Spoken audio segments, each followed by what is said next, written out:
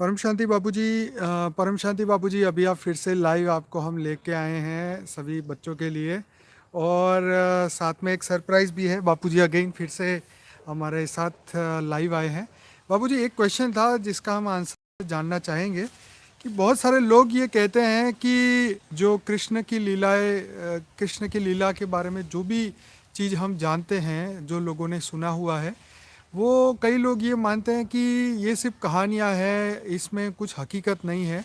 तो हम आपसे ये जानना चाहते हैं कि वाकई में क्या कृष्ण की जो लीलाएं थी, उन्होंने जो गोवर्धन पर्वत उठाया, जो अपने सुदर्शन चक्र से गले काटे, या जो भी जो अननेचुरल है, जो मतलब एज ए ह्यूमन कोई कर नहीं सकता, वो भी उन्होंने किया है। तो क्या ये सिर्फ उन्होंने ज्ञान ही दिया था या ऐसे कुछ चमत्कार भी किए थे? आप बताइए। देखो, सबको बता दूं कि जो श्री कृष्ण हैं वो ऑलमाइटी अथॉरिटी के अवतार थे। जी। अब उन्होंने जो भी बातें की हैं शास्त्रों में, जो उनके बारे में जो भी लिखा है या सीरियलें बनाई हैं, हम्म। तो वो कोई गलत बात नहीं है। जैसे उन्होंने बचपन में ही जो राक्षसिनी थी, जो उसको दूध पिलाने आई थी, उसको मार डाला। जी। फिर बड़े बड़े असुरों को मारा, बचपन में ही मारा। जी। फिर कंस जैसे असुर को भी मारा, मामा होते हुए भी बचपन में ही। हम्म। उसकी उम्र तो बचपन की थी कृष्ण। हम्म। तो मगर उनके पास तो जो साकारी होता है, हमेशा अवतार कैसे होते पहले ही समझना पड़ेगा। हम्म। श्री कृष्ण जो साकार में दिखते थे, हम्म। उनके साथ ऑलमाइटी अथॉरिटी का आकारी रूप का एक आकारी रूप उनके साकारी रूप के साथ होता है। हम्म। अवतारों के साथ आकारी रूप एक होता है। वो वो गुप्त में काम करता है, वो दिखाई नहीं देता। आकारी रूप होता है, वो परम लाइट का होता है, परम तत्व का होता है। और वो साकार कर रहा है, वो दिखाते हैं मगर साकार नहीं करता, वो आकारी रूप ही करता है। और उसके पास बेहद की कला का पावर है। ये तो कुछ भी नहीं है, उसको हवा में उड़ा दे, गोवर्धन पर्वत उठा दिया। तो कैसे उठाएंगे? तो गोवर्धन पहाड़ को उसने आकारी रूप ने एक रेज मार के उसको व्यक्त से अव्यक्त बनाया, और वो लाइट का हो गया। वो दिखेंगे लोगों को तो साकार है, मगर वो हल्का हो गया और उसने अंगुली पे धारण किया। तो वो तो जो बेहद की कला में ना, जो बेहद की कला का पावर वाली, उसके साथ आकारी परमात्मा की रूप है, वो करता है ना। साकार में वो दिखाया जाता है, साकारी अवतार है। अवतार को जो साकारी है, तो कृष्ण के जो भी चमत्कार हुए तो वो सच है ना, हकीकत है ना? 100% सच है। ओके। हमारे शास्त्रों में जो भी बातें लिखी हैं वो भी सच है। मगर वो आज की आत्माएं तमोप्रधान बन गई, मनुष्य आत्माएं तमोप्रधान बन गई, इसलिए उसको समझने की शक्ति नहीं है। इसलिए उसको तमोप्रधान आत्माएं उसको झूठ बोलती हैं। बाकी जो भी शास्त्रों में लिखा है, चाहे वेद हो चाहे उपनिषद हो, मगर वो एक ब्रह्मांड की कहानी है। हमारे वेदों से उपनिषदों में एक ब्रह्मांड माने एक सोलर सिस्टम की कहानी है। यहाँ तो कृष्ण तो ऑलमाइटी अथॉरिटी का अवतार था। तो उन्होंने जो भी चमत्कार जो नहीं, भी हम स्वदर्शन सुनते हैं वो चक्र सब मतलब सच है। स्वदर्शन चक्र क्या था? हम्म। उन्होंने एक संकल्प किया और स्वदर्शन चक्र माना एक लाइट का आकार वाला एक स्वदर्शन चक्र जो दिखाई देता है वो लाइट का था। तो उसने उसका गला काट दिया, तो उसके गला लाइट का गले से काट दिया। जो शिशुपाल का गला काटा ना, ऐसे कई असुरों का गला काटा है। तो वो और फिर संकल्प करेगा, वो गायब आ जाएगा, वायुमंडल से आ जाएगा, वायुमंडल में गायब हो जाएगा। बाबूजी, ऐसी बहुत सारी चीज़ें हमारी शास्त्रों में बताई, जैसे पुष्पक विमान की बात थी, हाँ या आपने जैसे कृष्ण अवतार के अंदर ही बहुत सारी कृष्ण की ही लीलाएं बात बताई कि उन्होंने अपने 16,000 रूप निकाले। हाँ। या आप बात करें रावण की, तो वो तीनों लोक तक ट्रैवल करके जाते थे। पुष्पक विमान के मतलब वो सीता का अपहरण हवाई मार्ग से हुआ।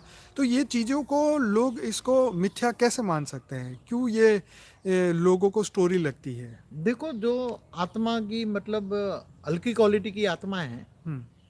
जो इन चीजों को, आत्मा की कैपेसिटी नहीं होने की, समझने की शक्ति नहीं है ना, हम्म। कि सूक्ष्म में भी जैसे सूक्ष्म लोग होते, सूक्ष्म लोग को मानते हैं। हम्म। जैसे नारद मुनि पूरी ब्रह्मांड में आवागमन करते थे। ठीक है। ऊपर के 7 लोग, नीचे के 7 पाताल लोग, 14 लोग में पूरे ब्रह्मांड में आवागमन करते थे। एक राइट। पल में चले जाते थे हाँ। नारद मुनि। हाँ। हाँ। तो ये लोग ऊपर के लोगों की बातें नहीं जानते, सूक्ष्म जगत की बातें नहीं जानते, कारण जगत, महाकारण जगत, ब्रह्मापुरी, विष्णुपुरी, एक ब्रह्मांड की भी कहानी नहीं जानते। हम्म। तो वो आत्माएं इतनी माया में फंसी पड़ी है, इसलिए उसको इतनी आत्मा ताकत नहीं है। बाकी तो अब ये जैसे कहते हैं कि गप गोरे लगा दिए हमारे शास्त्रों में, ऐसी बात नहीं है। एक ऋषि मुनि हुए थे कि जिन्होंने बताया कि वो जो असुर थे वो रात को देवताओं को परेशान करते थे और फिर दिन को वो सागर में छुप जाते थे। तो एक ऋषि मुनि थे, तो नाम भूल गया मैं, मगर ऋषि मुनि ने पूरे सागर को पानी को ही हप कर लिया। तो कैसे, अरे ये असंभव बातें नहीं है।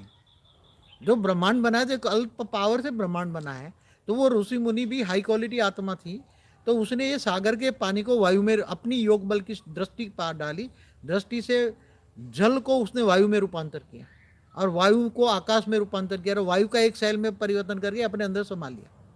बाबूजी, जैसे आपने हनुमान जी की बात बताई थी कि उन्होंने सूर्य को हप कर दिया। हाँ, तो सूर्य को हप कर दिया। देखो पहले देखना पड़ेगा हनुमान जी किसका अवतार है। रुद्र होता है। 11वां रुद्र, रुद्र माना शंकर, शंकर किसका अवतार है, शिव का। तो शिव और शंकर एक मानते हैं ना। बिल्कुल। तो शंकर के अंदर इतनी पावर है कि पूरे ब्रह्मांड को ही हप कर जाए, इतनी पावर है, क्योंकि शिव का अवतार है।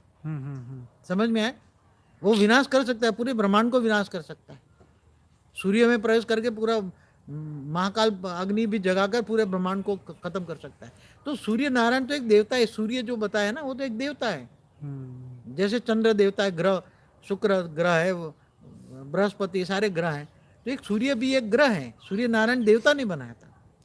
तो हनुमान जी के पास इतनी शक्ति थी कि वो पूरे रूप, विराट रूप धारण कर सकते थे, पूरे ब्रह्मांड तक, मतलब 188 खरब किलोमीटर लंबा रूप धारण कर सके, इतनी शक्ति थी उसमें। तो सूर्य को तो एक रेज मार के उसको अग्नि, अगर अग्नि तत्व का है तो अग्नि तत्व को परम अग्नि में एक रेज मार के कन्वर्ट करके उसके अपने मुंह में खा सकते हैं, कोई बड़ी बात नहीं है ये सब। मगर ये आत्माओं की समझने की शक्ति नहीं है। इसलिए ये जो आत्मा बेहद की आत्मा होगी, तो बेहद की आत्मा ही ये समझ पाएगी पूरा। ये ऐसी तो कई एग्जाम्पल है। पूरा समय को रोक देती देवी, एक देवी हुई थी, उसने सूर्य को रोक दिया, सूर्य को रोक दिया, समय को रोक दिया। ऐसी शक्तियां हुई पहले, सूर्य को रोक दिया तो सूर्य रुक गया। तो पहले सूर्य नारायण देवता थे ना, तो 7 घोड़ों पर, रथ पर सूर्य लेकर चलते थे। तो ये कहानियां नहीं है हिंदू शास्त्र, मगर एक कहानी, एक ब्रह्मांड की कहानी है। मगर एक कहानी को समझना बहुत जरूरी है, और उसमें बेहद में जोड़ दो तो बेहद की पावर होगी, तो तुम समझ पाओगे। चलिए बाबूजी, काफ़ी अच्छी बात आपने कही। हमारा एक वीडियो भी था, शास्त्र सच है या झूठ, उसके ऊपर हमारा एक वीडियो था, आपने बहुत अच्छी तरीके से एक्सप्लेन किया था। तो मैं सभी लोगों को कहूँगा ये जरूर से वो वीडियो जरूर देखें। जैसे उसका एक बात बता दूं। हाँ बताइए। जैसे जैसे आज साइंस वाले कहते हैं ना कि सूर्य भी ब्लैक होल बन जाता है। हाँ। तो शिव भी जब पावर खत्म, ब्रह्मा का 100 साल पूरा होता है, तो शिव भी सूर्य में बन जाकर भस्म कर देता है। तो इसी तरह महाशिव भी महाकाल बन के अनंत कोटि ब्रह्मांडों को अपने रोम रोम में समा जाते हैं। तो वो महा ब्लैक होल बन गए हैं ना, तो वो पूरी दूसरी गैलेक्सियों को खा सकते हैं। महाकाल समझ में, दूसरी छोटी गैलेक्सियों को अट्रैक्शन करके ग्रेविटी पावर से खींच के खा सकते हैं। ये यूनिवर्स में ऐसे महाकाल बहुत पड़े हुए हैं। महाशिव महाकाल बन के, बड़े बड़े ब्लैक होल बन के बहुत पड़े हुए हैं। वो अति सूक्ष्म बातें, मगर अभी साइंस वाले प्रूफ दे रहे हैं। तो महाकाल ऐसे खा देते हैं तो एक पल में खा जाएंगे पूरी गैलेक्सी को। मतलब ये है कि हमारे देवताओं की जो भी कहानियाँ, हाँ, देवी देवता है ना, तीसरे लोक में रहते हैं, वो सब कहानियाँ सच है। और भले आज का मनुष्य इसको नहीं समझ पाता, क्योंकि समय बदल चुका है और अब वो चमत्कार फिर से नहीं हो पा रहे हैं, कोई भी मनुष्य नहीं कर पा रहा है, इसलिए शायद उनको लगता है कि ये सब गलत है।